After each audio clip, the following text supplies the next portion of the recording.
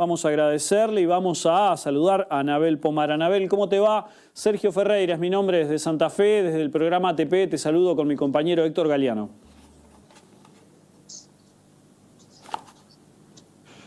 ¿Qué tal? ¿Cómo les va? Gracias por convocarme y por esta oportunidad de volver nuevamente a señalar algunas cosas que vos ya muy bien en la introducción ya ibas adelantando a la audiencia. Bueno, hay toda una... Se podría decir que podemos todavía hablar de novedad en esto de reconocer por parte de la justicia de Estados Unidos a particulares en contra de dos monstruos multinacionales como son Bayer y Monsanto, Anabel. Sí, bueno, la noticia de estos días, y por eso nuevamente se vuelve a hablar, esta vez, por lo menos a mí me llamó la atención, varios medios de los llamados hegemónicos también levantaron la noticia, refiere a que la Corte Suprema en Estados Unidos lo que deja firme es una sentencia, un veredicto de culpabilidad justamente contra el Roundup, de Monsanto, ahora propiedad de Bayer, por ser sustancial por producir cáncer, ¿no? Entonces, esa es la noticia que en estos momentos convoca nuevamente a hablar de, recordemos, o sea, si bien esto es un fallo y ahora la Corte Suprema de Estados Unidos dice que ese veredicto queda firme a favor del demandante, Ed Hardeman, es un fallo que involucra al herbicida, uno de los tantos plaguicidas peligrosos que se usan en la Argentina, pero es el más usado acá también, ¿no? Entonces, si bien puede ser una noticia judicial, es de hecho una noticia judicial, lo importante y lo fundamental es que nos permite nuevamente señalar qué está pasando en este país, en el cual se permite que esta sustancia sea pulverizada, en términos que, bueno, ustedes están en Santa Fe, bien lo contaban, no voy a tener que yo contarles cómo se vive en los territorios, ¿no? Pero es realmente preocupante.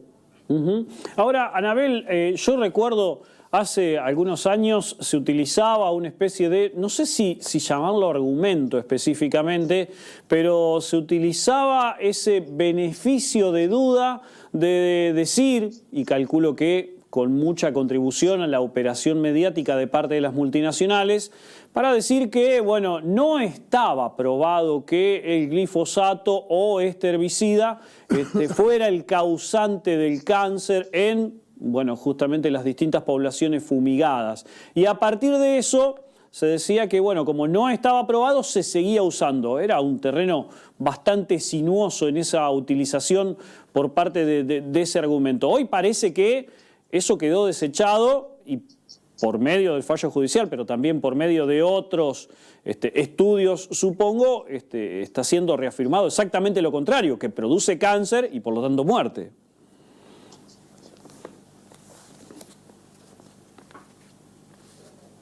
Sí, hay que ser contundente y llevar una información que tiene que estar muy presente en todos y todas las personas y también en los productores, ¿no?, que lo utilizan, y en los funcionarios que lo permiten. No hay lugar a duda.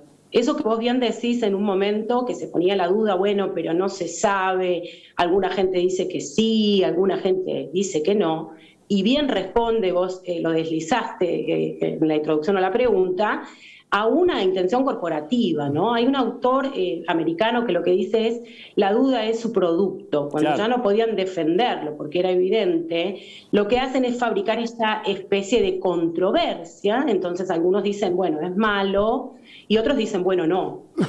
Justamente lo que queda claro, y ya no hay lugar a dudas, además, no solo por estos juicios, sino desde el 2015, la Agencia Internacional de Cáncer, el máximo organismo de cáncer de la Organización Mundial de la Salud, concluyó que es un probable cancerígeno en humanos, un cancerígeno en animales, ¿sí?, y genotóxico.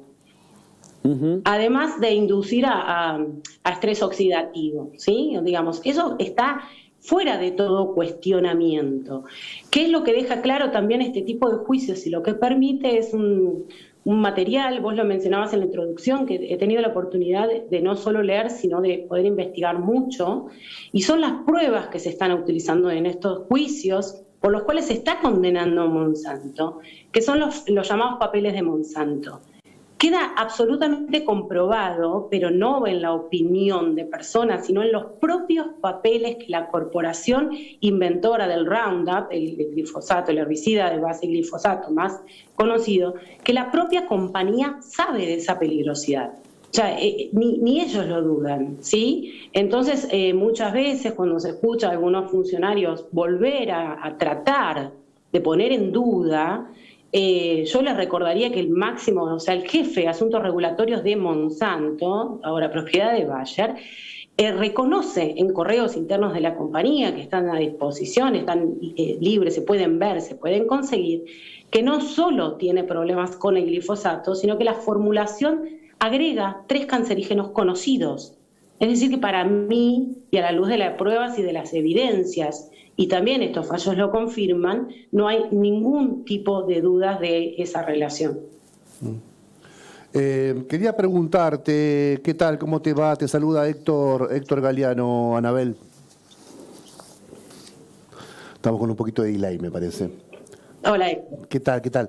Quería preguntarte porque aquí en la información que nos reunió la producción, y porque además tenemos el placer de tener contacto frecuente con el ambientalista y el abogado, el doctor Colombo, que nos aporta siempre información en este sentido, hay un dato que es interesantísimo, que es que en este momento Bayer tiene 107.000 demandas que están negociándola prejudicialmente.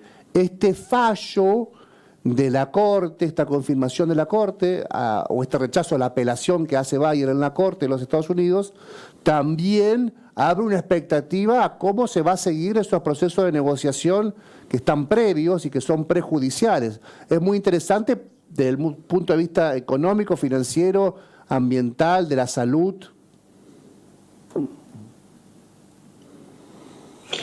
Sí, a ver, recordemos esto, en 2018 se celebra justamente muy poquitos días después de que se termina la adquisición de Monsanto, se termina de formalizar la adquisición de Monsanto por parte de Bayer, se celebra el primer juicio, ¿sí? Que fue el de Dwayne Johnson, que salió una sentencia favorable para el demandante, es un enfermo terminal de linfoma non-Hodgkin, de un tipo de linfoma non-Hodgkin, que lo que concluye es que el Roundup fue sustancial para producirse eso, o sea, para producir su enfermedad, y que Monsanto ocultó con malicia la información que tenía para evitar que se usara, ¿no? A partir de ese momento, en ese momento, yo recuerdo, había unas 5.000 demandas, ¿sí? Anterior a eso, cuando se empieza cuando se conocen los papeles de Monsanto, estamos hablando de 2017, había 1.000. En el primer juicio, entonces, en la primera condena, 5.000 casos, y solo por linfoma non-Hodgkin. Yo les contaba de este organismo internacional del cáncer, lo que encuentra sobrada evidencia es de la relación con ese tipo de cáncer. Fue ahí que los abogados ven esa oportunidad, pero no significa que sean los únicos. Pero esas demandas tienen esa característica, mayormente son por linfoma non-Hodgkin, ¿sí? En ese momento, les decía, primer condena 2018 eran 5.000. En la condena que que la Corte Suprema acaba de dejar firme el fallo de Hardeman de marzo de 2019, ya estábamos hablando de 50.000. Después de la tercera condena favorable y en contra de Monsanto, escalaron a más de 100.000 las demandas, y solo en Estados Unidos, y solo por ese tipo de cáncer, ¿sí? Hay un acuerdo, como vos bien mencionabas, como referenció el doctor Colombo, creo que mencionaste, hubo un acuerdo extrajudicial. En algún momento, ante tanta cantidad de demandas, la propia Corte manda a conversar a las principales firmas de abogados con la empresa. Fue un acuerdo que se anunció varias veces como concluido y terminado. La empresa puso a disposición 11.000 millones de dólares para cerrar los casos y no logró terminar de todos modos con la catarata de juicios. De esa cantidad, que vamos a redondear en 150.000, solo arreglaron más de 100.000, 110.000, también estoy redondeando esos números, ¿sí? Con las principales firmas de abogados. pero no lograron detenerlo. Quisieron cerrar también la oportunidad de juicios a futuro, eso es lo que no lograron cerrar. Es decir, que esto sigue siendo un dolor de cabeza para Bayer, pero principalmente sigue siendo un problema para todos y todas los ciudadanos que seguimos en territorios donde se usa esta sustancia. Claro, te quería preguntar. También recordemos eso, ¿no? Que son demandas termino solo agregándote esto, son demandas por juicios de daños, es decir, personas enfermas lo que demandan es una compensación por haber enfermado, ¿sí? Sería interesante también de que pudiera haber algún tipo de proceso judicial penal, entiendo, en la cual se pueda condenar a los responsables de poner una sustancia así de peligrosa y a los responsables de permitirla. Claro, y en ese sentido iba a la pregunta que cae justo a tu última apreciación, porque que te iba a hacer, la pregunta que te iba a hacer, porque en los países donde existe un paradigma de siembra como el que tenemos nosotros, de siembra directa, que se usa el paquete tecnológico, que se usa mucho Roundup, y que la justicia sigue reconociendo este daño que se hace sobre la población. Ahora te pregunto, ¿va a cambiar algo? Porque si a Bayer le va a seguir conviniendo seguir vendiendo su producto sin importarle mucho la sanción que reciba, solo es, entre comillas, económica, o algo puede llegar a cambiar, ¿Cómo lo ves? Mira, yo entiendo de que es una oportunidad, por lo menos para tener información absolutamente como si faltara, ¿no? Me refiero a que todos los que vivimos en territorios fumigados, en pueblos fumigados, sabemos que las propias comunidades son las que hacen sus relevamientos, encuentran agrotóxicos en agua, encuentran agrotóxicos en suelo, encuentran agrotóxicos en los cuerpos. Hay sobrada evidencia de eso en la Argentina, ¿no? En este caso hay una documentación enorme que lo que prueba es que la propia compañía reconoce el carácter de peligrosidad, ¿no? Y acá la SENASA, el organismo que autoriza estas sustancias, por ejemplo, basa ese permiso en mencionar a la agencia que lo permite en Estados Unidos. Claro. Bueno, esa agencia en Estados Unidos, la EPA, ha sido absolutamente cuestionada. Hay documentación que muestra el cargo con el cual se lo acusó es de colusión, es muy parecido a la corrupción, de cómo ha trabajado en connivencia con las grandes corporaciones para permitir este tipo de productos, ¿sí? Entonces, me parece que estos tipos de juicios lo que permiten es, al que quiera ver claramente, obviamente, es mostrarles de que no hay ningún lugar a dudas. ¿Qué me refiero cuando el que quiera ver? Por ejemplo, en Argentina se siguen basando, la única recomendación de salud de todo el Estado argentino que permite que seamos el país más pulverizado con estas sustancias, con herbicidas de base y glifosato, se basa en un informe de 2009 que tiene bibliografía de 1999. Adentro de ese informe, además, estamos hablando, ustedes escuchan, ¿no?, la cantidad de años de demora en cuanto a actualización científica médica.